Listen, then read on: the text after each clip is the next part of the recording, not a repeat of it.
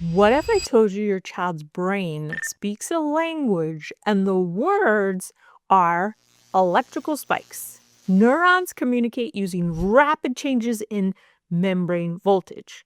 These fast bursts are called action potentials. And action potentials have a nickname, spikes, because when you graph neuron voltage, it literally looks like a spike shooting up. Here's the key. Neurons don't send messages slowly like a written email that comes all at once. They send messages more like Morse code. Spike, spike, spike. A spike travels down the axon and signals the next neuron. That's how the brain passes information. As an autism parent, if your child's brain struggles with regulation, language, attention, or transitions, we shouldn't only ask, what behavior do we see? We should also ask, what's happening with spike signaling? Are spikes firing too easily? Not easily enough, not consistently, because this spike language is the foundation of the entire nervous system. If you think neurons are simple on-off switches, this is going to change the way you see your child's brain.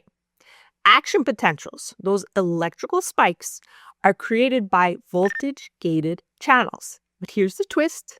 These channels are not clean little light switches. Biology is messier than that.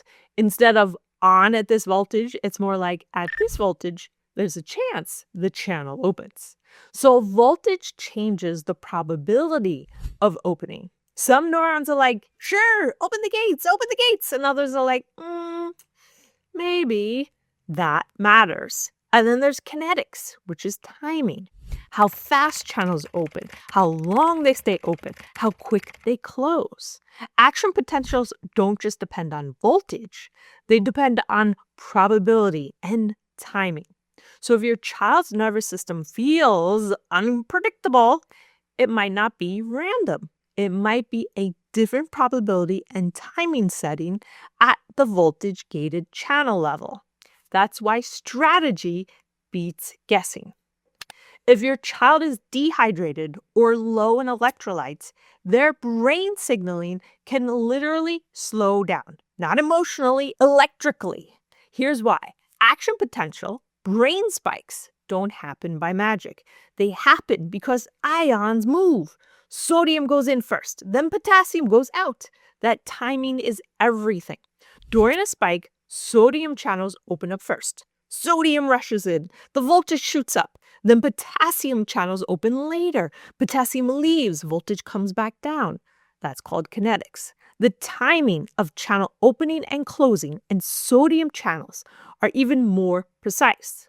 They have two gates, an activation gate that opens fast and an inactivation gate that closes shortly after.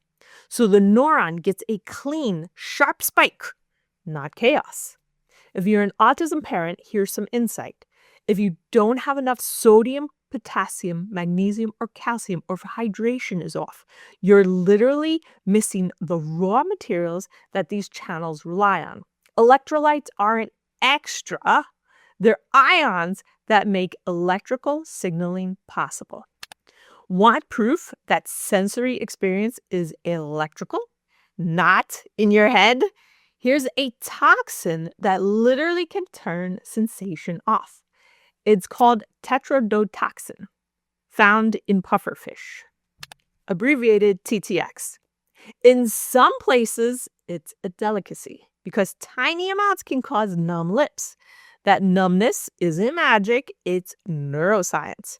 TTX blocks voltage-gated sodium channels, and sodium channels are what let sensory neurons create those fast electrical spikes, the action potentials.